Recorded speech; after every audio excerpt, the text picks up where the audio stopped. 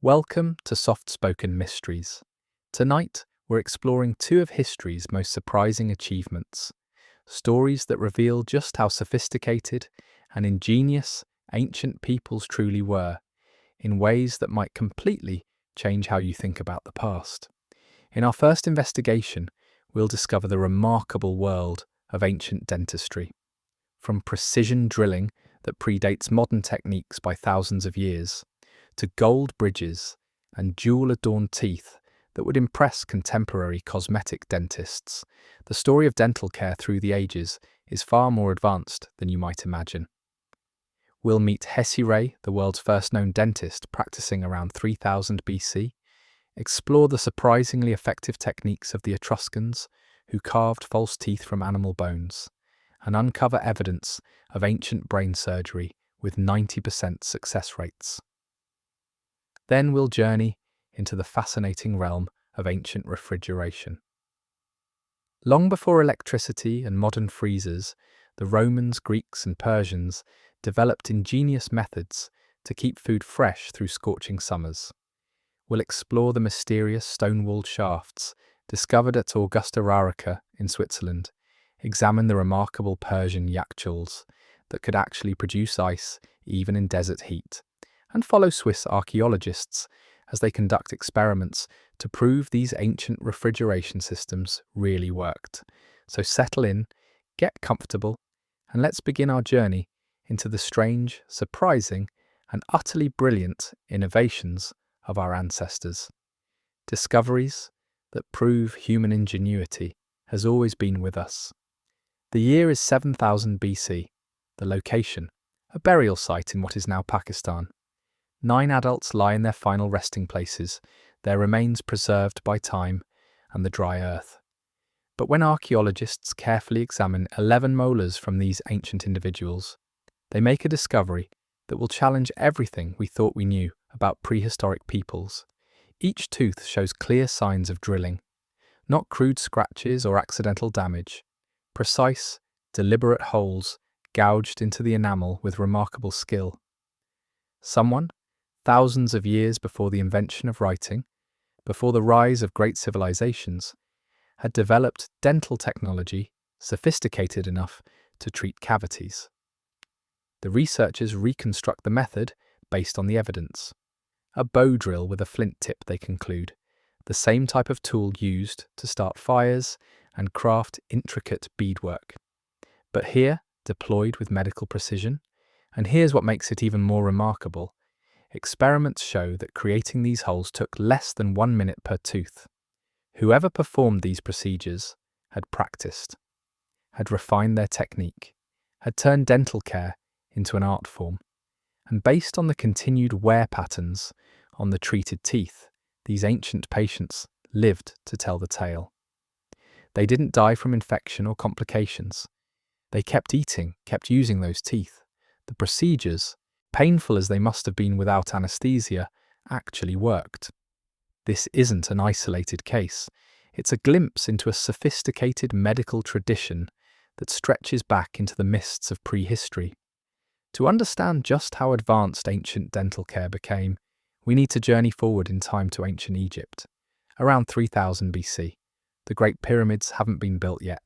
Writing is just beginning to emerge. But already, the Egyptians have developed a medical system sophisticated enough to include specialized practitioners. Enter Hesi-Re. His title, inscribed in hieroglyphics, translates roughly as Chief of Dentists and Physicians. He's the earliest known dentist in human history, his name preserved for over 5,000 years in the records of Old Kingdom Egypt. And he wasn't alone. Egyptian scribes meticulously chronicled tooth decay remedies and described innovative dental instruments in texts like the Ebers Papyrus, one of the oldest medical documents ever discovered. The Egyptians understood something fundamental about oral health. Dental papyri reveal they employed a mixture of honey and crushed rock salt as an antiseptic. Honey, we now know, has natural antibacterial properties. The crushed rock salt provided abrasive cleaning action. For structural support, they soaked linen threads in these mixtures and used them to bind loose teeth, effectively minimizing gaps and providing stability. But they went further, much further.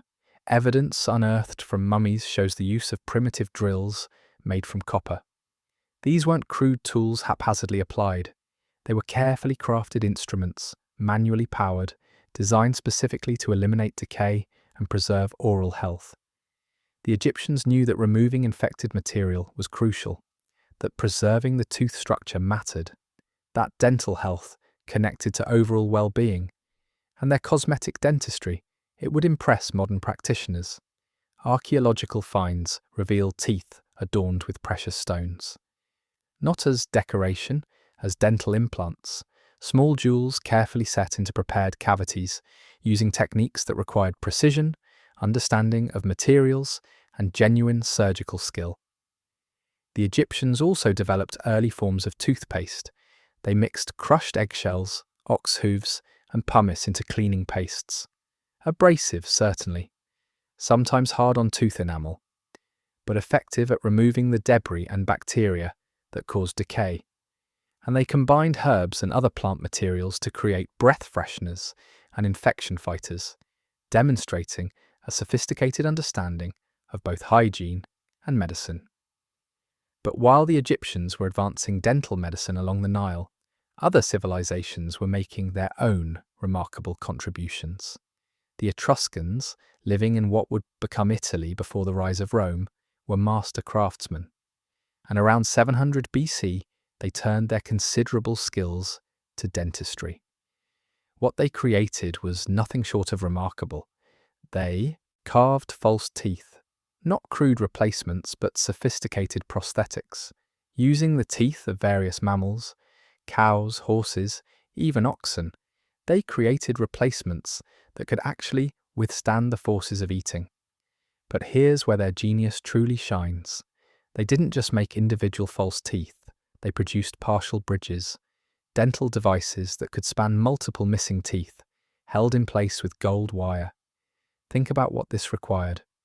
They needed to understand the mechanics of the jaw, the forces involved in chewing, the properties of different materials. Gold wire is soft enough to work with, but strong enough to hold teeth in place. The mammal teeth they used were similar enough in size and shape to human teeth to function, but required careful selection and shaping. And these weren't decorative pieces for burial. Analysis of wear patterns shows these bridges were actually used. People ate with them, functioned with them. The Etruscans had created prosthetic dentistry sophisticated enough for daily use over 2,700 years ago. Their work with gold wire went beyond simple bridges. They crafted rudimentary braces, carefully wrapping wire around teeth to maintain alignment and close gaps. The technique required patience, skill, and a deep understanding of dental mechanics. Apply too much pressure, and you damage the tooth. Too little, and nothing happens. The Etruscans had found that sweet spot through trial, error, and accumulated knowledge passed down through generations. Meanwhile, in ancient China, dental care took a different, but equally sophisticated path. Chinese medical practitioners, deeply rooted in herbal medicine, identified specific plants with astringent properties. These plants could strengthen gums, reduce inflammation, and even help minimize tooth gaps by promoting tissue health. But the Chinese went further.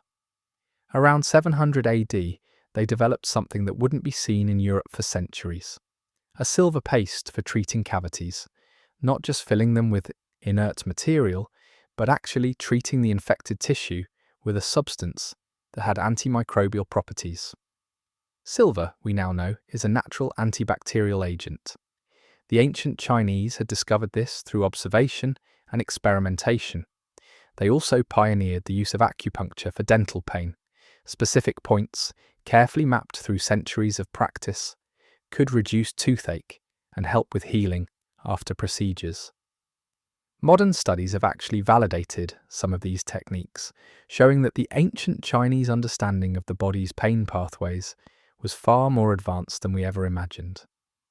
Now let's turn to the ancient Greeks and Romans, who took dental care to new heights of sophistication and occasionally alarming creativity. Hippocrates, the father of medicine, wrote extensively about dental problems and their treatments. His recommendations included using wire to stabilize loose teeth, a technique the Etruscans had pioneered and the Greeks perfected. But Hippocrates went further, describing the relationship between oral health and overall wellness, understanding that infected teeth could cause systemic problems throughout the body. The Romans, with their characteristic engineering excellence and sometimes disturbing pragmatism, developed a comprehensive dental system. They understood cavity formation, they practiced tooth extractions with specialized instruments, and they pioneered the use of gold crowns, actual crowns, similar in concept to modern dental work, used to repair damaged teeth. Roman dental forceps, dating back 2,000 years, were made from iron or bronze. They had a simple but effective design that allowed dentists to grasp and remove stubborn teeth. These weren't torture devices used by untrained barbers.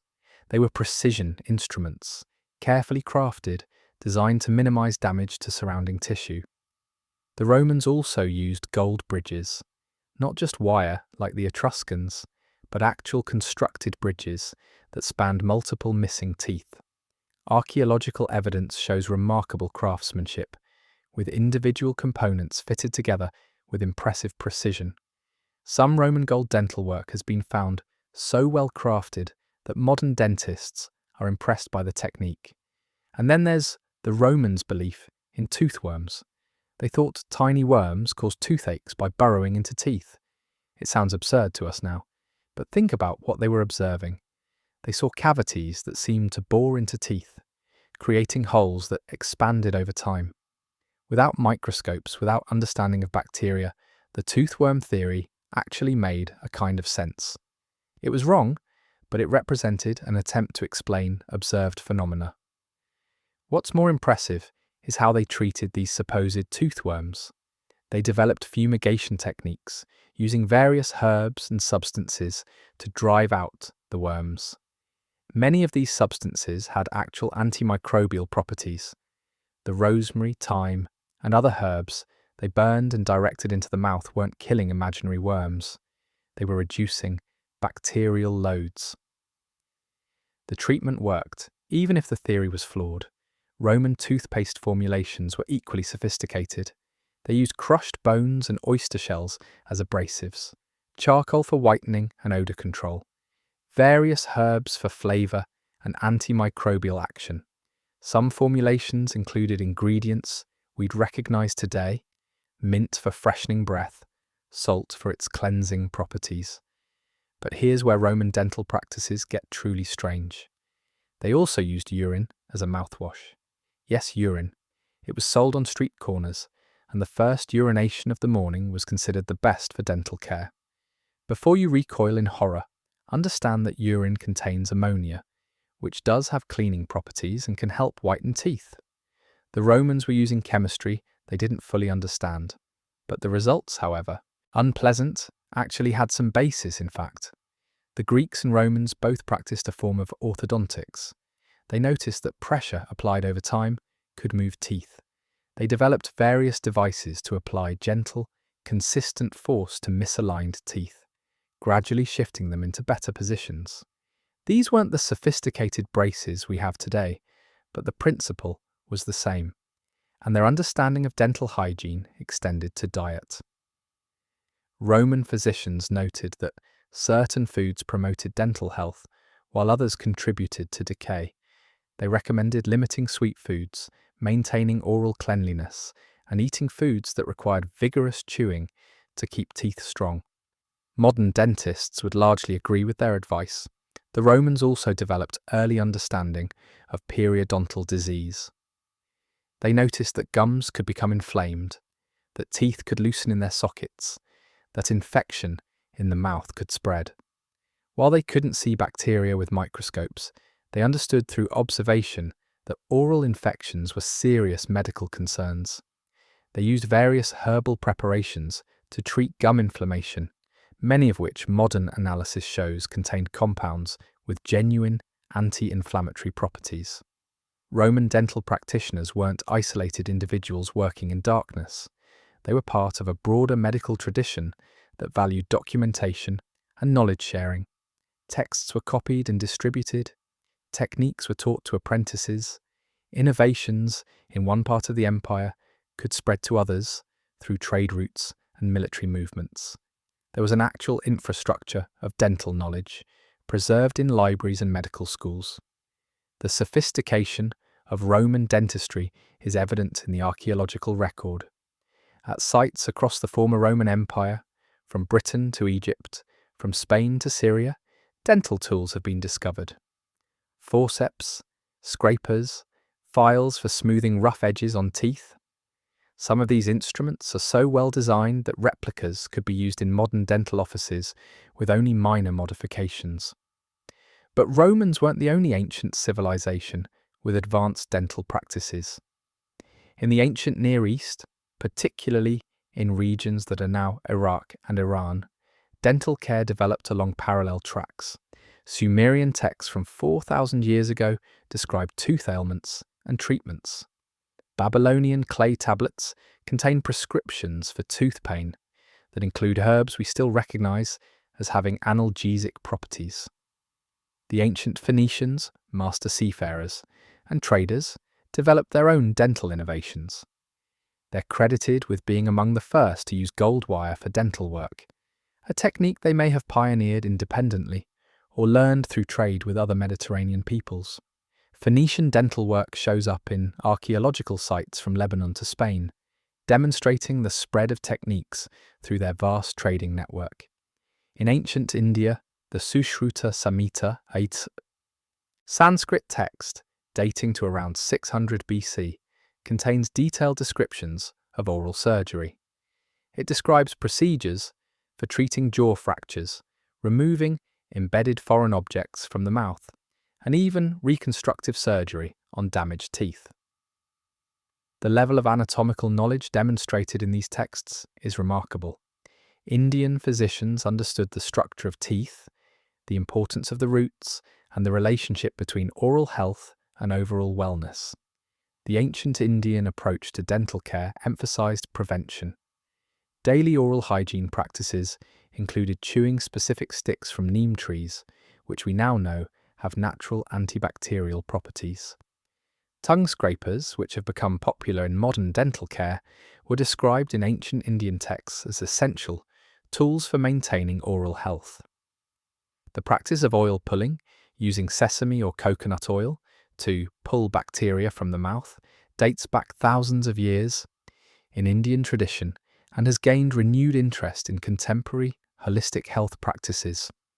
In ancient Japan, dental care developed its own unique characteristics. The practice of ohaguro, blackening teeth with a mixture containing iron filings and vinegar, served multiple purposes. It was cosmetic. Blackened teeth were considered beautiful in certain periods and social classes. But the mixture also had dental health benefits. The iron acetate formed by the reaction between iron and vinegar created a coating that helped prevent decay. Modern analysis shows that ohaguro actually had protective effects on tooth enamel. Japanese dental practitioners also developed sophisticated understanding of tooth alignment. While they didn't create permanent orthodontic devices like braces, they used various techniques to gradually shift teeth into better positions. Pressure applied through wooden devices, similar to modern retainers, could move teeth over time. The results weren't as dramatic as modern orthodontics, but the principle was sound. In pre-Columbian Americas, dental care took forms that often astonished European colonizers. The Mayans, as mentioned, used shells as dental implants, but they also practiced dental decoration that required remarkable precision. They would drill holes in living teeth and insert jade, obsidian, or other precious stones. This wasn't done after death for burial decoration. These were procedures performed on living people, and the evidence shows they healed and functioned with these decorations in place for years. The drilling techniques required steady hands and remarkable precision. Using stone or copper drills, Mayan dental artisans would create perfectly sized holes in tooth enamel without cracking the tooth or damaging the nerve. Then they'd carefully insert the stone decoration, sometimes using natural adhesives to help secure it. The fact that many of these decorated teeth show no signs of infection or premature loss suggests that proper techniques for avoiding complications were well understood. Aztec medical texts, particularly the Bardianus manuscript from 1552, describe numerous herbal remedies for tooth pain and oral disease. Many of these herbs have been analysed by modern researchers and found to contain compounds with genuine medicinal properties. The Aztecs understood that certain plants could reduce pain, fight infection, or promote healing, even if they couldn't explain the biochemical mechanisms involved. Inca dental practitioners performed cranial surgery with success rates that astonish modern surgeons. While not strictly dental work, the same precision and understanding of infection control that allowed successful brain surgery would have applied to oral surgery. Archaeological evidence shows that many patients survived trepanation, the process of drilling or scraping holes through the skull, and healed completely. The surgical tools and techniques that made this possible would have been equally applicable to dental procedures. What's remarkable across all these civilizations is the common thread of observation, experimentation, and accumulated knowledge. Whether in Egypt or India, Rome or China, Peru or Japan, humans independently developed sophisticated dental care because the need was universal. Tooth pain is unbearable. Dental infections can be fatal. Lost teeth affect nutrition and quality of life. Every culture had strong motivation to develop effective treatments, and they did so without modern understanding of bacteria, without antibiotics, without x-rays, without textbooks explaining proper techniques. They had only observation, trial and error, and the determination to solve problems. A practitioner would notice that a particular herb seemed to reduce pain. That observation would be shared, tested by others, refined over generations. Eventually, it became standard practice, passed down through training and tradition. The loss of knowledge between ancient sophistication and medieval regression shows how fragile accumulated wisdom can be. When the Western Roman Empire fell, much of its medical knowledge disappeared from Europe. Libraries were destroyed, scholars fled or were killed. The infrastructure that had supported medical education collapsed. Dental care, along with many other medical practices, regressed significantly. But in other parts of the world, the knowledge persisted.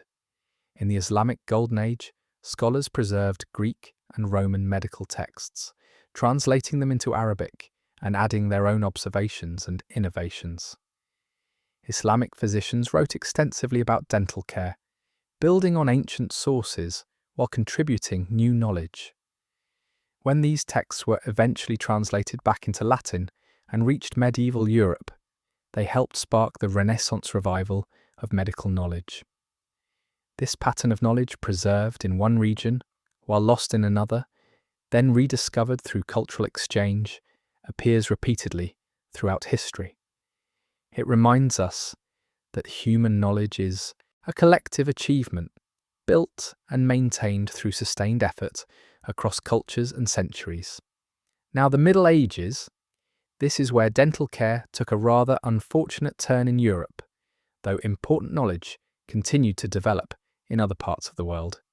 The specialization that had existed in ancient civilizations largely disappeared. The distinction between dentist and other medical practitioners blurred and often vanished entirely. Enter the barber surgeons.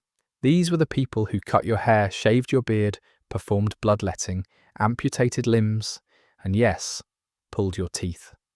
The same tools used for one task might be used for another. Sterilization wasn't understood. Anesthesia didn't exist. A visit to have a tooth extracted was an ordeal involving considerable pain and significant risk of infection. The instruments of medieval tooth extraction were basic at best. Tooth keys became common. devices that resembled actual keys and were used to grip teeth and extract them through a twisting motion. The procedure involved inserting the key beside the tooth, turning it to gain leverage, and then yanking. Success rates varied wildly, depending on the skill of the practitioner and the condition of the tooth. Despite the crude nature of medieval dentistry, the knowledge didn't completely disappear. Monasteries preserved ancient medical texts, including works on dental care. Some monks became skilled practitioners, maintaining and even advancing dental techniques within monastery walls. But for most common people, dental care was a painful, dangerous, and often ineffective process. However, even during this dark age of dentistry, some innovations emerged. The use of various herbs and plants for pain relief continued. Clove oil, which we still use today for toothache relief, was widely employed. Its numbing properties made dental procedures slightly more bearable. Willow bark, which contains salicylic acid, the basis of aspirin, was chewed for pain relief. And interestingly, dental hygiene actually improved in some ways during the medieval period. The practice of cleaning teeth with cloth and various powders became more common among those who could afford it. Chewing sticks, used for centuries in other parts of the world, gained popularity in Europe as a means of cleaning teeth and freshening breath. Then came the Renaissance, and with it, a revival of interest in science, medicine, and the human body. Dental care began to emerge from the shadow of the Middle Ages. Anatomical studies advanced understanding of tooth structure and jaw mechanics. New dental instruments were developed, based on improved understanding of how teeth attach to the jaw and how to remove them with minimal damage. Knowledge about dental diseases and treatments began to be more formally documented, building on ancient sources while adding new observations. But the real transformation came in the 18th century, with Pierre Fauchard, the father of modern dentistry. In 1728, Fauchard published Le Chirurgien Dentiste, the dental surgeon. This wasn't just another medical text, it was a comprehensive treatise that laid the foundation for dental practice as we know it today. Fauchard described advanced techniques for tooth extraction that minimized pain and complications. He detailed methods for treating cavities that went beyond simple removal. And most importantly, he developed sophisticated dental prosthetics that could restore both function and appearance. Fauchard invented dental fillings, not the crude plugs of earlier eras, but actual restorative work using lead, tinfoil, and even gold. He developed techniques for straightening teeth, pioneering orthodontics as a specialty. He created dental bridges that were both functional and aesthetically pleasing, and he did all of this through careful observation, experimentation, and meticulous documentation. His work sparked a revolution. Throughout the 19th century, dentistry evolved rapidly. The introduction of anesthetics, ether and nitrous oxide, made dental procedures far less terrifying. The pain that had made tooth extraction a dreaded ordeal became manageable. For the first time in human history, people could undergo dental treatment without experiencing agony. The establishment of the first dental school in the United States in 1840 marked another crucial milestone. Dentistry was becoming a true profession, with standardized training and recognized credentials. Dr. G.V. Black, known as the father of modern dentistry in America, developed silver amalgam fillings that were durable, affordable, and relatively easy to apply. The development of the dental drill, powered first by foot pedals and later by electricity, revolutionized cavity treatment. Precision cutting of tooth structure became possible. Dentists could remove decay more effectively and create better preparations for fillings. The introduction of rubber dams for isolation during procedures reduced infection risk and improved outcomes. X-rays discovered in 1895 transformed diagnosis. For the first time, dentists could see inside teeth and below the gum line without invasive procedures. Hidden cavities, impacted teeth, bone loss, all became visible. Treatment could be planned more effectively. Problems could be caught earlier. Throughout the 20th century, innovations continued at a rapid pace. Fluoride was added to water supplies, dramatically reducing cavity rates. Local anesthetics became more effective and longer lasting. High-speed drills made procedures faster and less uncomfortable. Dental implants, using titanium posts that actually fused with jawbone, provided permanent solutions for missing teeth. But here's what makes all of this so remarkable. Every modern advance builds on knowledge and techniques developed thousands of years ago. The ancient Pakistani, using a bow drill to treat cavities, pioneered the concept of removing decay to preserve the tooth. Hesi-Re and his Egyptian colleagues established dentistry as a medical specialty. The Etruscans proved that prosthetic teeth could be functional. The Chinese demonstrated that materials with antimicrobial properties could treat dental disease. Even some of the seemingly bizarre practices, like Roman urine mouthwash, had kernels of scientific truth hidden within cultural practice. Our ancestors were observing, experimenting, and refining dental care techniques for millennia, before modern science could explain why certain methods worked. Today we have digital imaging, laser dentistry, and computer-designed crowns. We have comprehensive understanding of oral bacteria and disease processes. We have anesthesia, sterile techniques, and materials that bond chemically with tooth structure. But we're still doing fundamentally what ancient dentists did: removing decay, replacing lost teeth, maintaining oral health, and yes, even straightening teeth through applied pressure. The sophistication of ancient dental care should make us reconsider our assumptions about primitive peoples. These weren't simple societies stumbling through darkness, making crude attempts at medicine. They were observant, innovative, and remarkably skilled. They developed techniques that worked, refined them over generations, and passed knowledge forward through the centuries. And in some cases, their techniques were actually superior to what came later. Ancient Egyptian dental care was more sophisticated than medieval European practice. The precision drilling of Neolithic Pakistani dentists wouldn't be matched in Europe for thousands of years.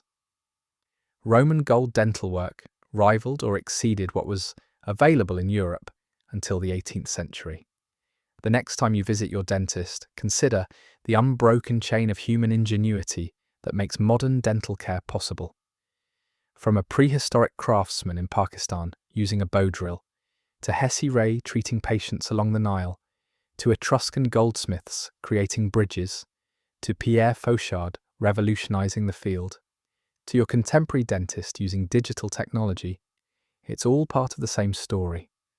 The story of humans caring for each other, solving problems, and refusing to accept suffering when innovation might offer relief.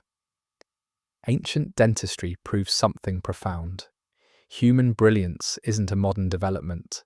It's been with us all along, waiting to be discovered in archaeological sites and ancient texts. Our ancestors were every bit as intelligent, creative, and capable as we are. They just had different tools and different knowledge, but the drive to heal, to improve, to innovate, that's timeless. Now let's shift our investigation from ancient mouths to ancient refrigeration systems. Because while our ancestors were developing sophisticated dental care, they were also solving another crucial problem: how to keep food fresh when the sun blazed overhead and temperatures soared. The year is 2013. The location, Augusta Raurica, Switzerland, one of the best preserved Roman archaeological sites north of the Alps. A team of archaeologists is excavating when they uncover something puzzling. Stone-walled shafts, about 4 meters deep, 12 feet into the earth.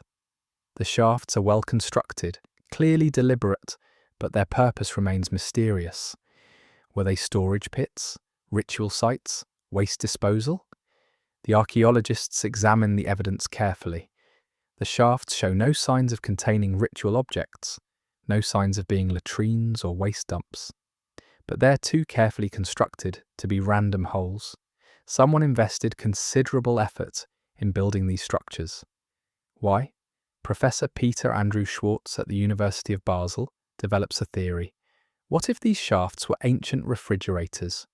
What if the Romans, lacking electricity and modern cooling systems, had developed a method to keep food fresh through hot Swiss summers?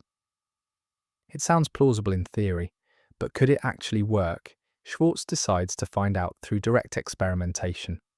In April 2018, his team conducts a test. They place a bottle of beer and other items into one of the ancient shafts. Then they pack the shaft with compacted snow and ice, covering it with straw for insulation. The technique is based on methods still practiced on the Spanish island of Majorca by traditional ice makers called nevators.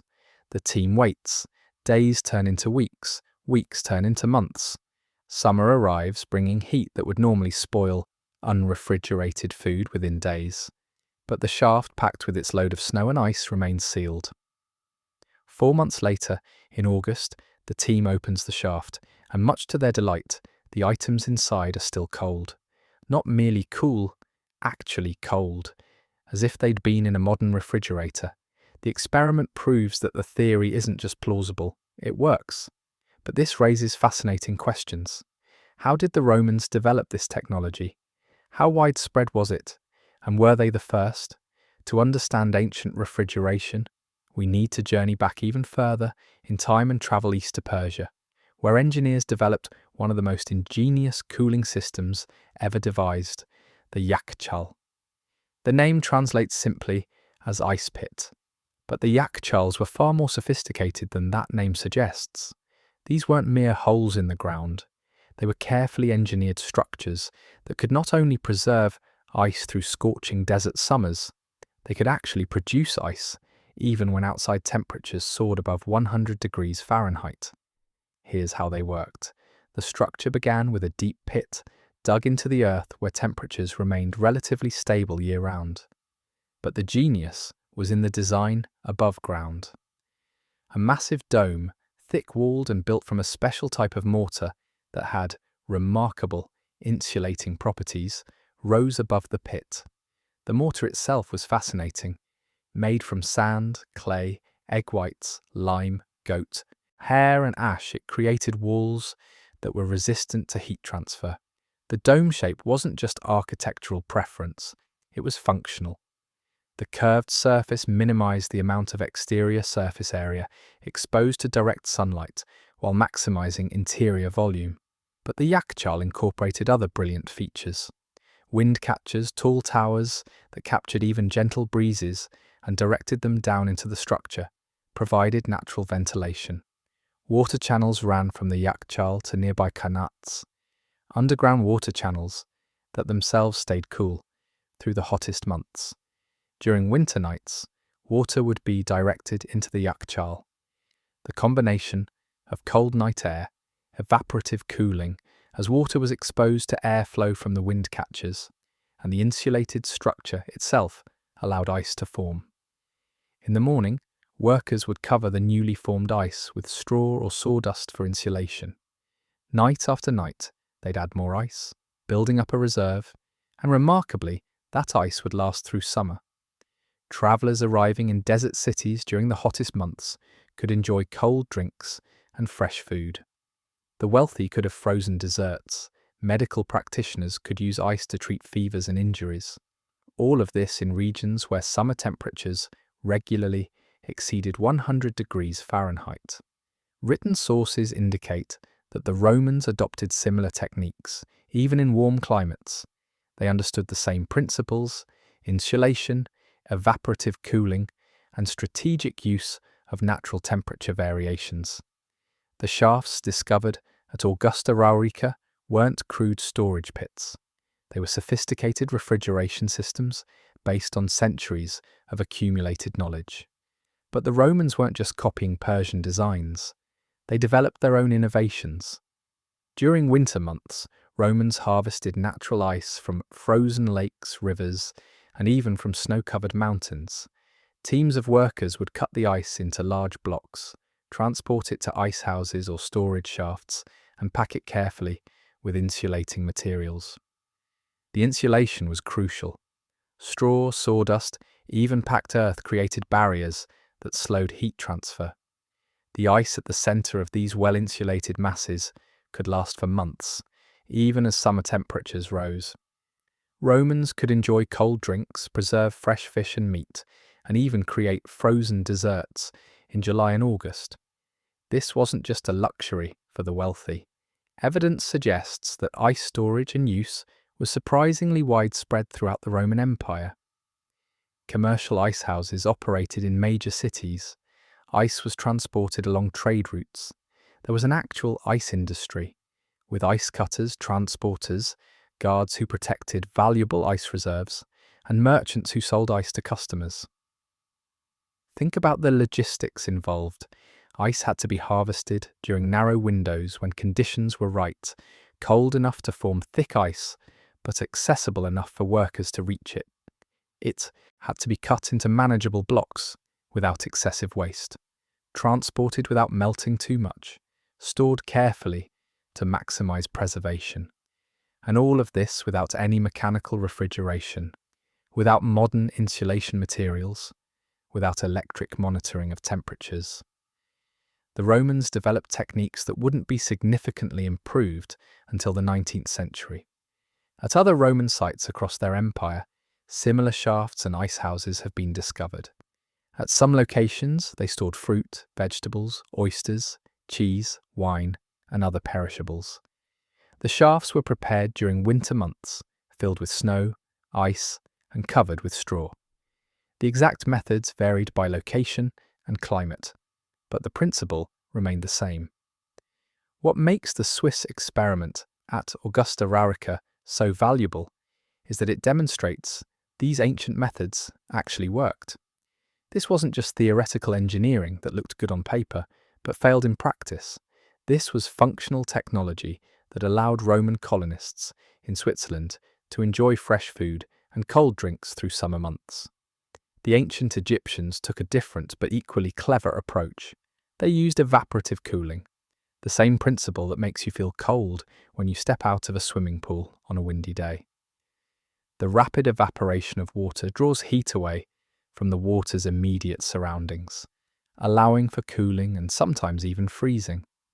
Egyptians would fill earthen jars with water and place them on their roofs in the evening. The cool night air, combined with evaporation from the porous clay vessels, could actually freeze the water inside. By morning, they'd have ice produced without any mechanical refrigeration, simply through understanding and harnessing natural processes.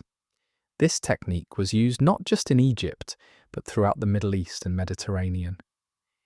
Anywhere with hot days, cool nights, and low humidity, evaporative cooling could be employed. It required no special equipment, no expensive materials, just knowledge and proper technique. The ancient Chinese developed ice houses using different materials suited to their climate.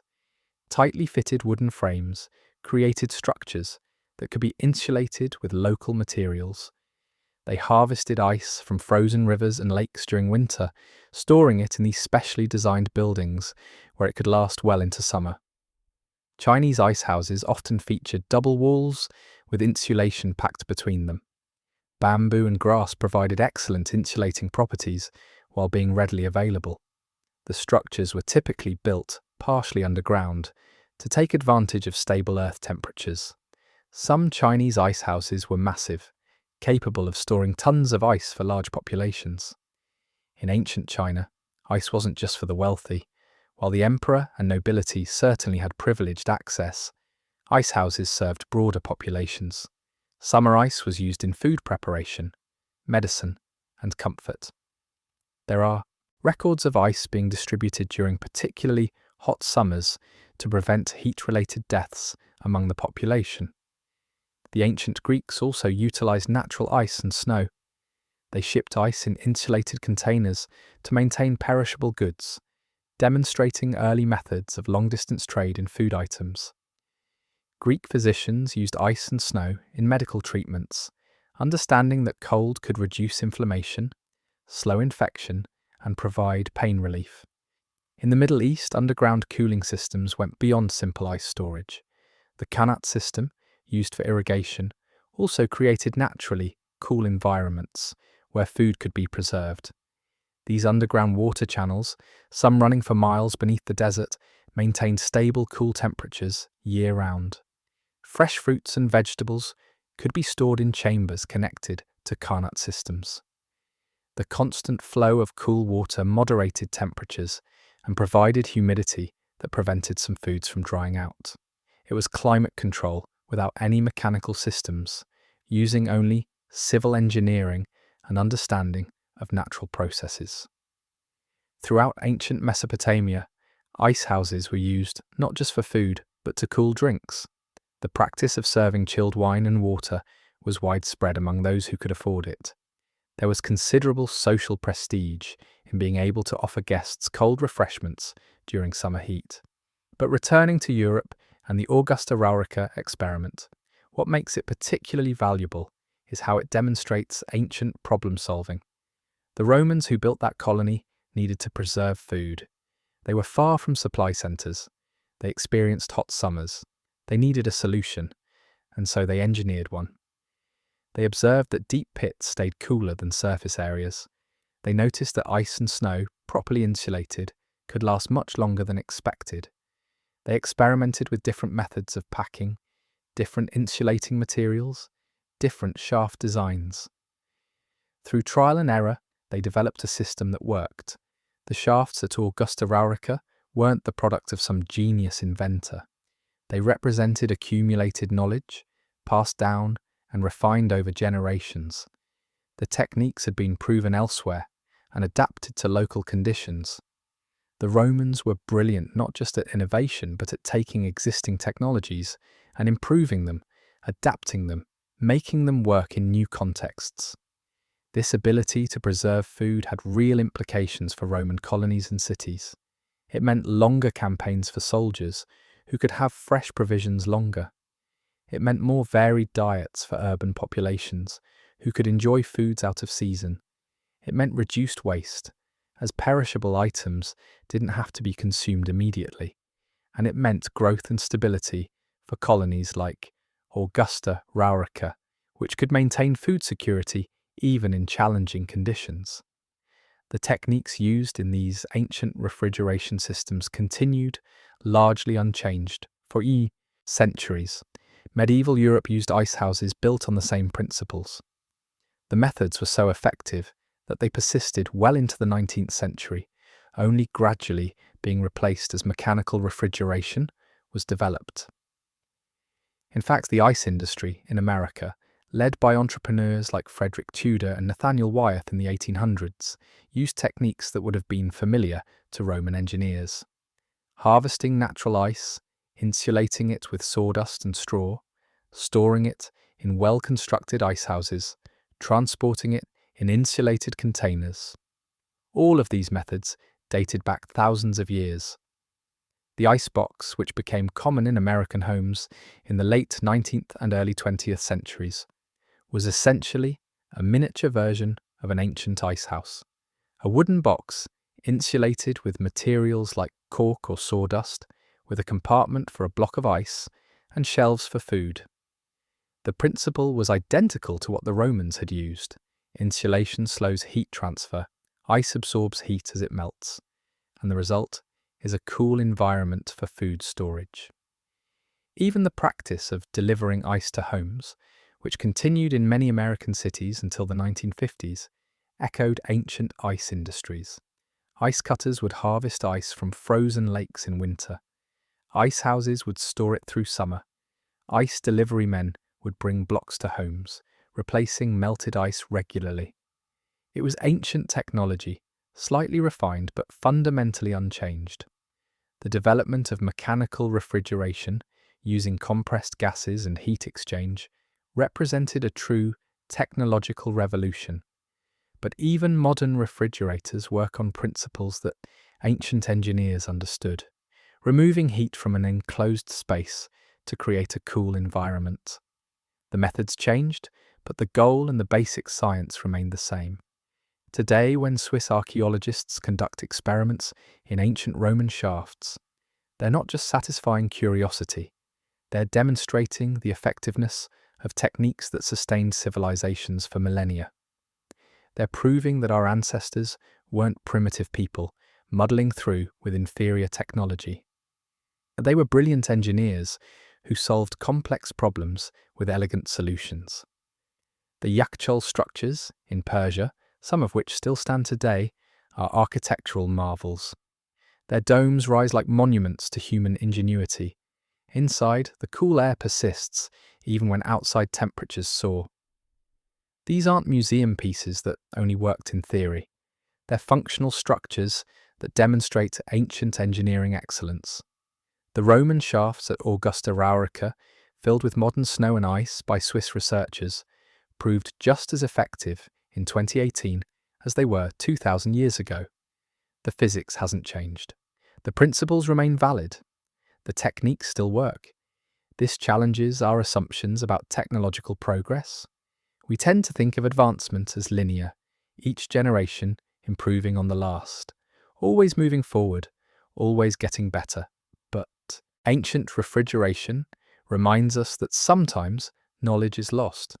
Techniques that worked brilliantly can be forgotten, only to be rediscovered or reinvented centuries later. Medieval Europe actually lost refrigeration technology that ancient Romans had possessed. The sophisticated ice houses and storage systems fell out of use. For centuries, Europeans had less effective food preservation than their ancestors had enjoyed under Roman rule.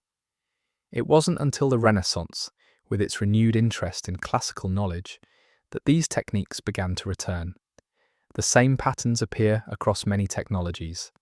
Ancient Roman concrete was superior to anything produced in Europe for over 1,000 years after the empire fell. The formula was lost and only recently rediscovered through analysis of ancient structures. Greek fire, the incendiary weapon that defended Constantinople, was so secret that the formula died with its makers. Ancient Damascus steel, renowned for its strength and sharpness, was made through processes we still don't fully understand. These losses remind us that preserving knowledge is just as important as generating it. Ancient refrigeration techniques survived because they were practiced continuously in some regions. Persian Yakhchāls were still being built and used into the 20th century in some areas, preserving techniques from ancient times. The Nevatas of Majorca continued their traditional ice-making methods, allowing Swiss archaeologists to use that knowledge in their Roman shaft experiments. The construction of a Yakhchāl was itself a remarkable feat of engineering that deserves deeper exploration. These structures weren't small. Some Yakhchāls were massive, with domes reaching heights of 50 feet or more. The walls at the base could be 6 feet thick, tapering as they rose. This massive construction wasn't just for show, it was essential to the function. The special mortar used in Yakhchāl construction has been analysed by modern materials scientists. The combination of ingredients created a substance with remarkable properties. The egg whites acted as a binding agent, creating a matrix that held the other materials together. The lime provided structural strength.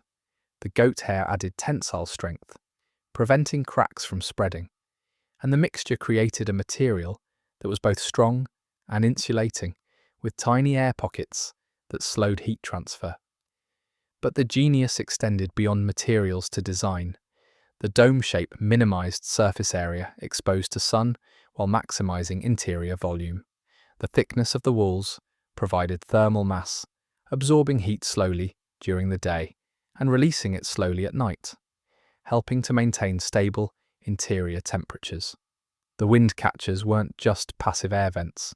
Their height and design created airflow through temperature differentials and natural convection, providing constant ventilation that aided cooling.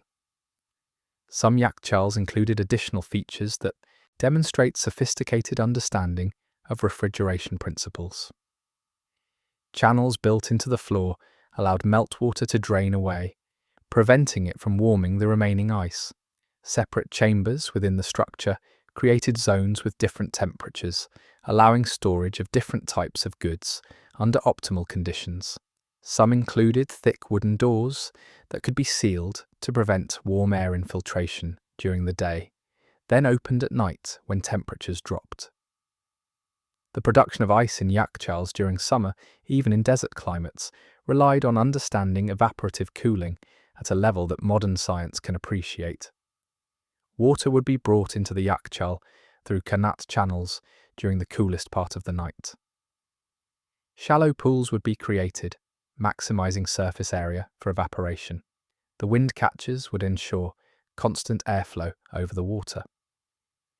Combined with the cool air maintained by the previous winter's ice reserves and the insulation of the thick walls, temperatures could drop below freezing even when the outside air was hot. Workers would tend these ice-making operations throughout the night. As ice formed in the shallow pools, they'd harvest it before sunrise, stacking it with insulating layers of straw or sawdust. Night after night, layer after layer, ice would accumulate. By the end of winter, a properly managed Yakhchāl could contain tons of ice, enough to last through the entire summer. The sophistication of these systems becomes even more apparent when we consider the mathematics involved, even if ancient engineers didn't express it in modern terms. They understood heat transfer rates. They knew how much insulation was needed for different climate conditions. They could calculate how much ice to harvest to meet summer demands. This was engineering in every sense of the word. Archaeological evidence shows that Yakhchāl technology spread across a vast region. From Iran to Afghanistan, from Iraq to Central Asia, these structures appeared wherever the climate and resources made them practical. Each region adapted the basic design to local conditions. In areas with less clay, more stone was used.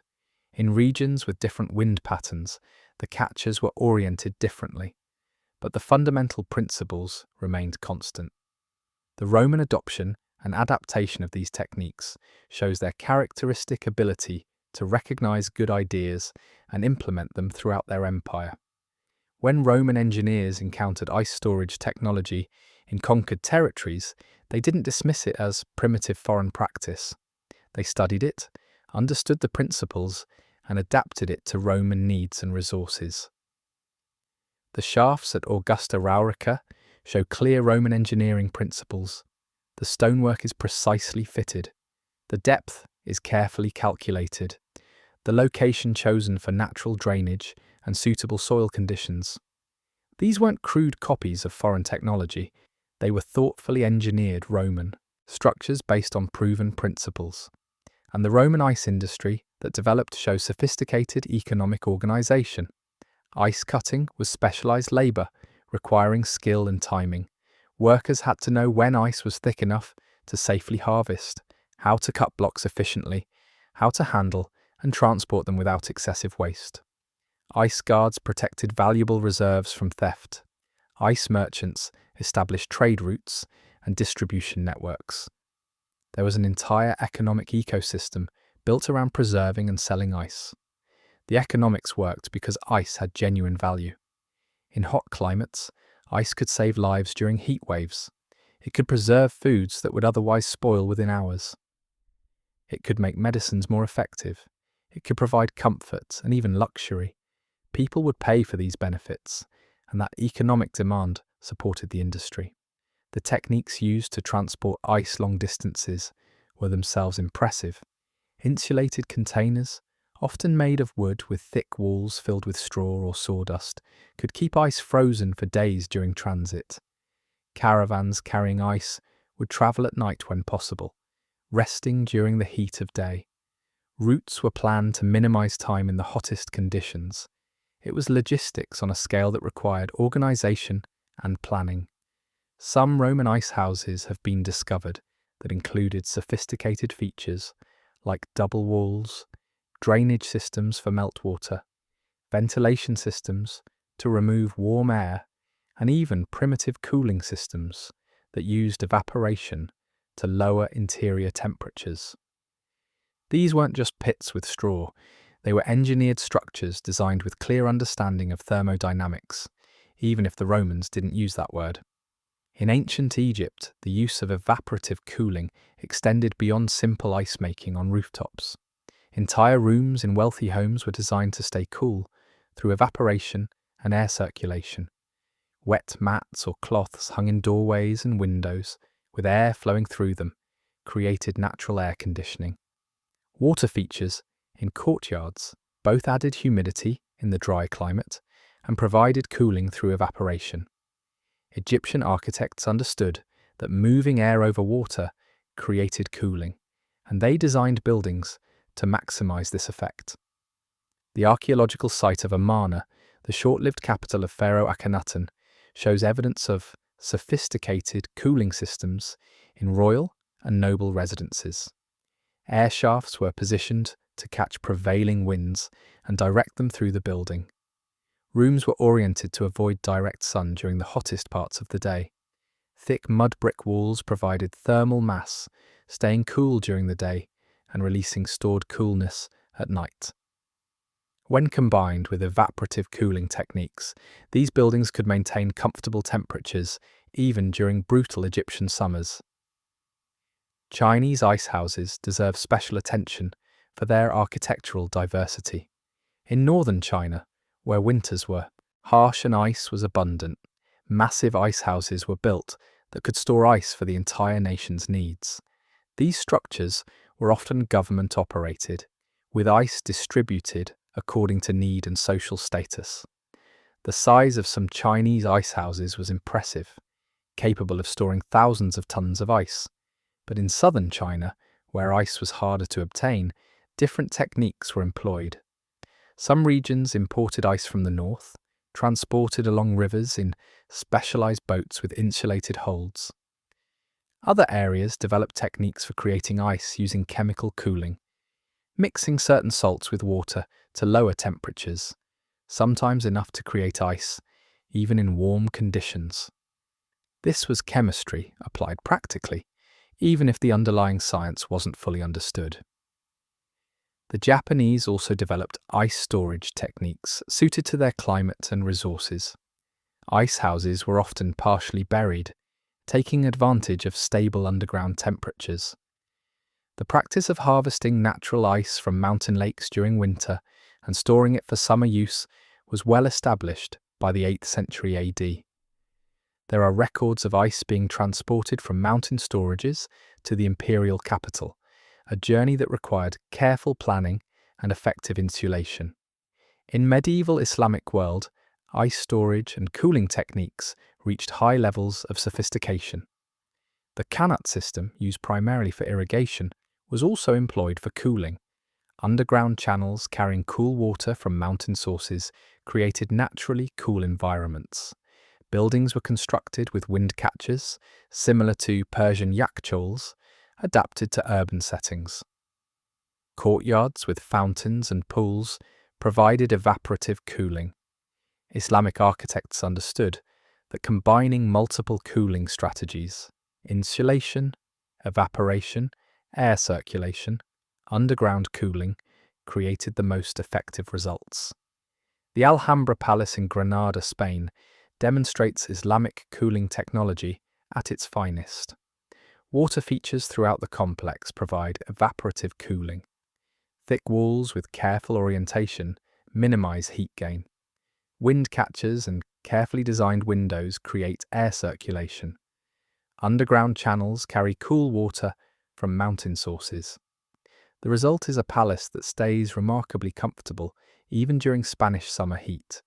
European knowledge of these techniques came partially through Islamic sources.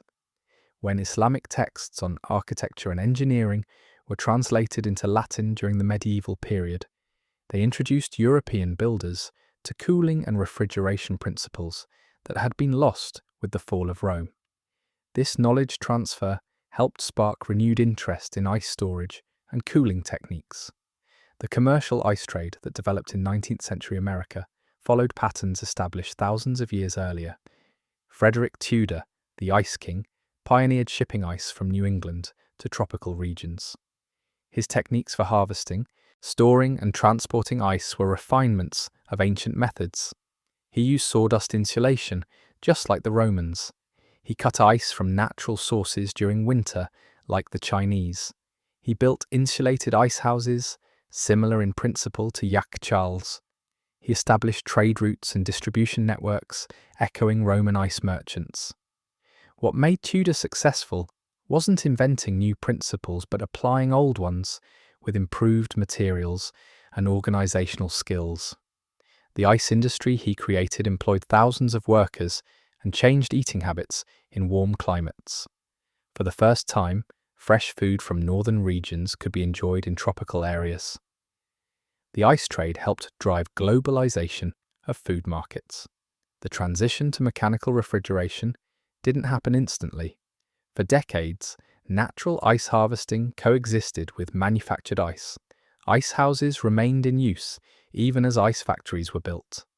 The principles of insulation and cold storage that ancient peoples had developed continue to guide design of refrigeration systems. What else might we learn from ancient technologies? What other techniques, dismissed as primitive or superseded, might actually offer valuable insights? The renewed interest in passive cooling and heating in architecture draws heavily on ancient methods.